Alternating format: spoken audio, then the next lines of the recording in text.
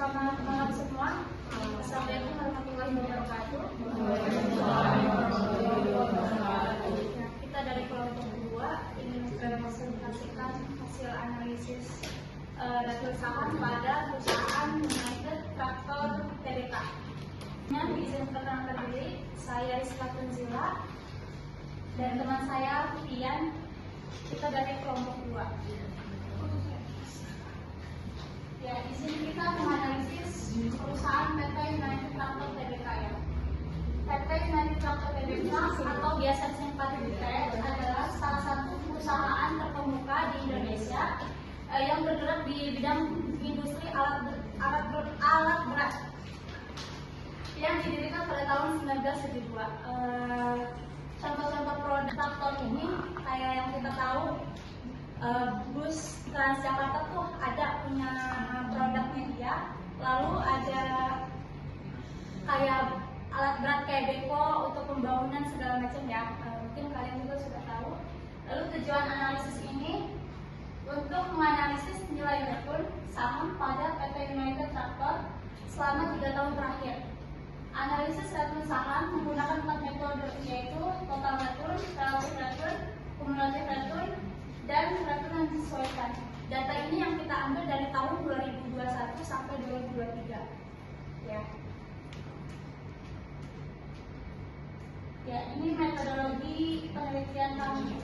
Mengidentifikasi sumber data yang digunakan, lalu data sekunder yang digunakan, harga saham dan dividen PT United Tractor selama 3 tahun terakhir, lalu pencarian nilai probabilitas dan perhitungan nilai return. Lalu ada analisis nilai return saham. Di sini langsung ke studi kasus, di mana rumus-rumus yang saya lakukan. Yang pertama ada di menghitung nilai probabilitas atau disingkat RI tahun 2021 sampai 2023. Di sini ada tahun 2021 ketahuan probabilitasnya sebanyak 0,20. 2022 sama, 2023 sama. Ini hasilnya dari kita ambil itu yang di Bursa Efek Indonesia ya. Di situ kan ada kalau kita lihat, saya ada ini sebentar. Kalau kita menghitungnya itu karena langsung dari Excel,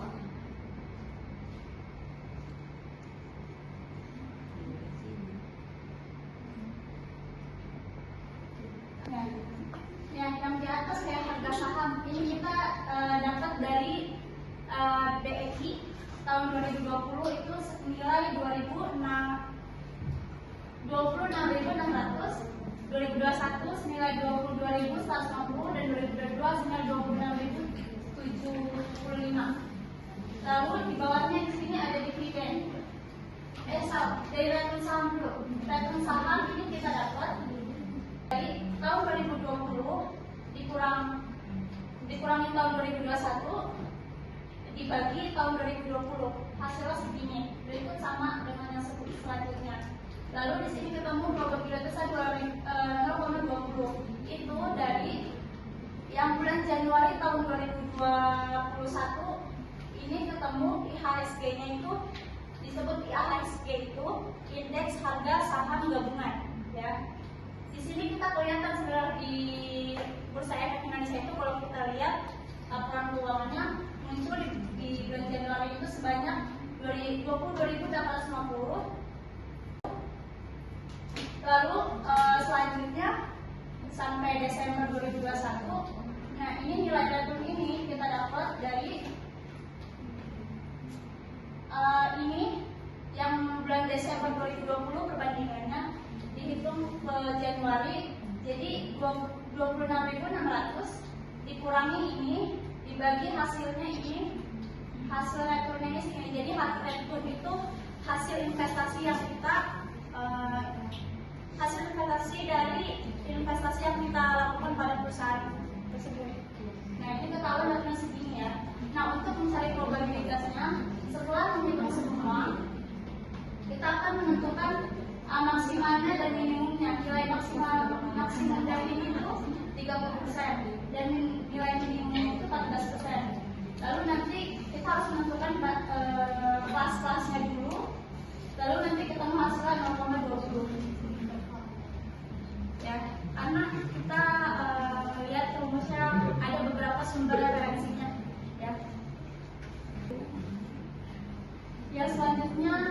menghitung return realisasi atas sifat NI.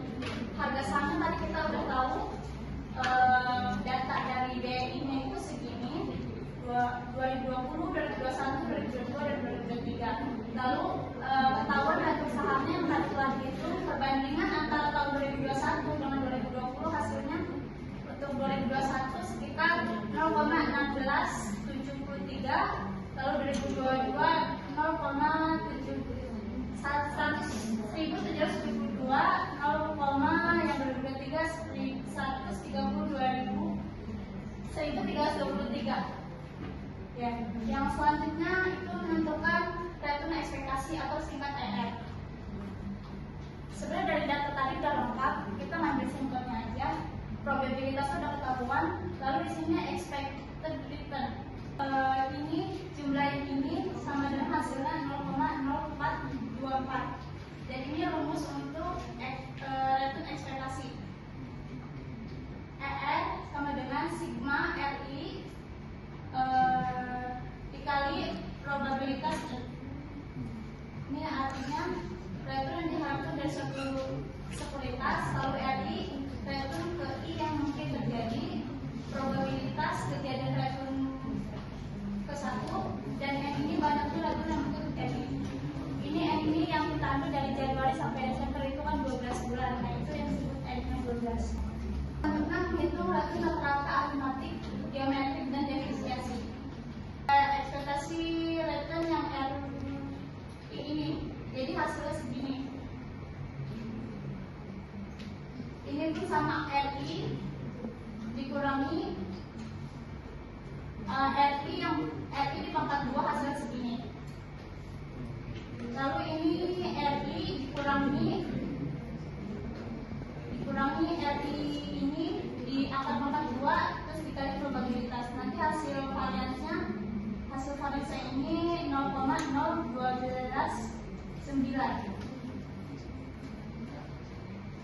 Ya, lalu ini defisiensi standar itu ini dapatnya dari varians di pangkat 2. Ini hasilnya segini, kemudian kita ubah menjadi persen. Untuk menghitung return berdasarkan arithmetic method ini, 30% ini dapat dari ini kan, return ini ditambah dibagi 3. Kemudian return berdasarkan arithmetic method ini dari return ini yang ditambah 1, kemudian jumlah ini dikali jumlah yang bertambah 1 ini dikali semua, kemudian di pangkat 2, jadi segini hasilnya 4%. Kemudian kita menghitung total return. Total return di sini ada jelas ada rumusnya, di sini ada penjelasannya. Kita langsung aja lanjut ke perhitungannya. Dan di sini harga saham sudah diketahui, dividennya juga sudah diketahui, capital gainnya kita dapat dari yang dari tahun 2020, ini kan tidak ada. Kita langsung lanjut ke 2021. Rumus untuk capital gain sudah diketahui, yaitu dari harga saham sebelumnya dikurang harga saham ini, kemudian dibagi dengan harga saham sebelumnya lagi, hasilnya segini. Untuk yield-nya sendiri itu dapat dari harga saham yang pertama dibagi dengan dividen yang kedua, seterusnya seperti itu. Kemudian untuk total return-nya sendiri itu harga baru, ini harga baru, total return harga baru sebelumnya ditambah dan dibagi dividen, hasilnya segini. Kemudian lanjut ke return relatif sebenarnya return saham ditambah 1. Ini yang tadi saya jelasin, yang untuk penghitungan aritmatik itu yang tadi di sini dikali kemudian dibagi di pangkat 2. Dan return persen ini adalah dari saham UTR dalam bentuk persentase pada periode tertentu. Return relatif adalah nilai return saham UMTR yang sudah disesuaikan dalam bentuk desimal dengan IHSG. Jika nilainya lebih dari 1, itu menunjukkan kinerja lebih baik dari IHSG. Sedangkan jika nilainya kurang dari 1, itu menunjukkan kinerja lebih buruk dari IHSG. Kalau di sini buruk kan, berarti di tahun 2023 itu kinerjanya buruk. Menghitung indeks kumulatif return. Kumulatif return itu nilai akhir investasi dibagi nilai awal investasi dikurang 1 dikali 100%. Di sini balik lagi sudah ada harga saham sebelumnya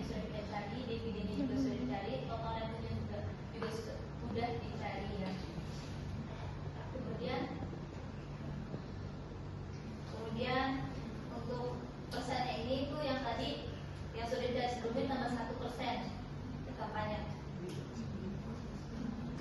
Menghitung retin yang disesuaikan. DR atau IA sama dengan 1 ditambah TR bagi 1 dikurang 1F dikurang 1. Kita inflation dikurang adjusted total return, di FD-nya itu tarif inflasinya. Ini sudah ada tingkat inflasinya. Banyak harga baru dikurang harga sebelumnya, dibagi harga sebelumnya, terus dikali 1. Itu nemu ini tingkat inflasinya. Itu sama, kita tarik aja ke bawah, ini sama untuk pencarian sebelumnya. Untuk total return sendiri itu ini juga sama, total return ini udah ada yang tadi sebelumnya kita cari. Sebelumnya kita cari sudah ada di sini. Kita tinggal masukin aja. Untuk return yang disesuaikan ini 1 ditambah total return, kemudian dibagi dengan 1 dikurang dengan ini, sesuai ikutin rumus ini. Hasilnya ketemu ini. Seterusnya juga sama.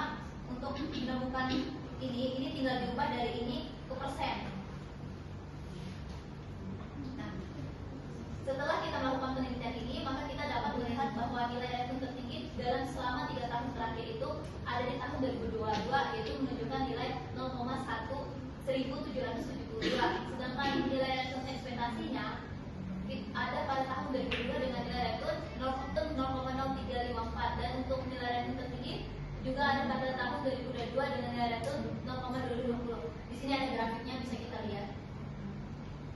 Di tahun 2022 lebih tinggi. Kesimpulannya, jadi pada saham PT United Tractors Tbk ini menunjukkan pola kinerja yang relatif lebih stabil selama periode tersebut. Meskipun terdapat fluktuasi harga yang wajar, investor yang melakukan investasi dalam saham PT United Tractors ini selama periode tersebut dapat melihat adanya return yang menguntungkan. Terkadang tergantung pada waktu dan harga pembelian saham. Faktor-faktor seperti kondisi pasar juga mempengaruhi kinerja juga, serta kebijakan dividen. Pengaruh yang signifikan terhadap kinerja saham perusahaan. Analisis return saham ini memberikan pandangan yang lebih jelas investor tentang kinerja investasi pada saham United ini. Hal ini dapat membantu mereka dalam keputusan investasi yang lebih terinformasi di masa depan. Jadi untuk perhitungan yang kita kerjakan, penelitian yang kita lakukan, melihat nilai saham, return dan lainnya, itu memberikan kinerja atau memberikan pandangan kita terhadap perusahaan ini baik apa buruknya kita untuk berinvestasi. Jadi investor lebih tahu ini perusahaan ini tuh bagus nggak sih kalau kita investasi ke perusahaan ini. Itulah kita melakukan penelitian tersebut. Saran dari penelitian ini dianjurkan untuk menambah objek penelitian sehingga dapat membentuk lebih dari satu portofolio agar dapat menambah opsi pilihan kombinasi portofolio bagi para investor dan menggunakan metode lain dalam melakukan analisa evaluasi portofolio saham ini. Terima kasih. Sekian dari presentasi kami. Jika ada pertanyaan, silakan. Seperti yang kamu bilang, kalau misalkan PT United itu kan bergerak di bidang penjualan alat berat. Nah, selain penjualan alat berat, dia ada proyek tertentu nggak sih dari PT United tersebut? Untuk maaf ya. Ya selanjutnya. Tak.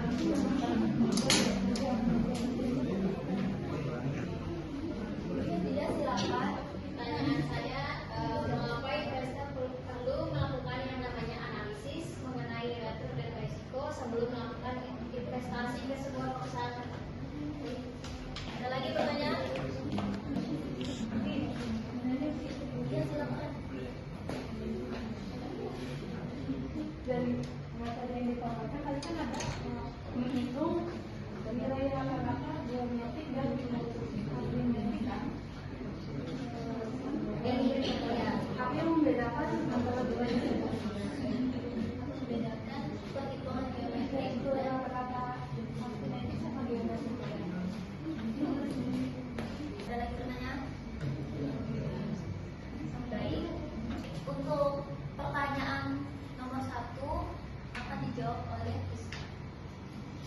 Ya, untuk pertanyaan bagus, yang PT United Tractor itu setahu saya, setelah saya lihat kemarin-kemarin itu cuma ngeluarin produk-produk yang alat berat itu kayak yang seperti saya sebutkan tadi, kayak program Transjakarta itu dia punya produk itu. Terus dia sebenarnya punya banyak nama-nama apa ya, nama-nama produk. Kalau saya lihat di Google, nama-nama produknya itu kayak Massey Ferguson, susah ya dijelasinnya. Tapi kita sering lihat di jalanan ada Kubota kayak gitu, nama-nama produk kan memang dia banyak. Tapi induknya sebenarnya dari situ. Jadi dia nggak pernah di bidang lain. Di bidang lain setahu saya enggak. Apakah jawabannya masih kurang? Jawab yang Nurul tanya. Setiap PT itu biasanya cuma punya satu produk kayak gitu doang. Jadi dia nggak bisa bercabang itu. Kayak manufaktur aja misalnya Mayora itu jualan makanan doang. Nggak bisa dia jualan yang lain kayak misalnya pulsa atau yang lain. Nggak bisa itu. Dia cuma punya satu dalam PT itu. Dia cuma fokus ke situ. Kalau PT kalau misalnya ada produk yang lain yang di luar dari penjelasan ini, itu bakal ganti nama, dia beda PT namanya. Jadi itu masuknya ke cabang. Cabang itu masih ganti nama PT yang nggak mungkin satu PT itu ngeluarin banyak. Ya, dari saya.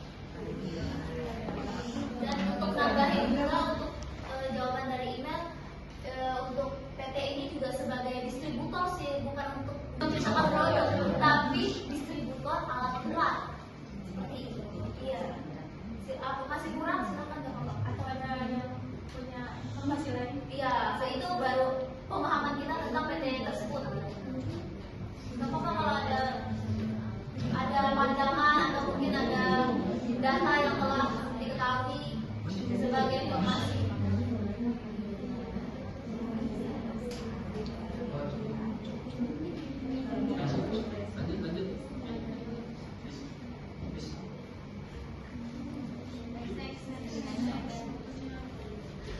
Ini saya akan menjawab pertanyaan nomor 2 dari Arika.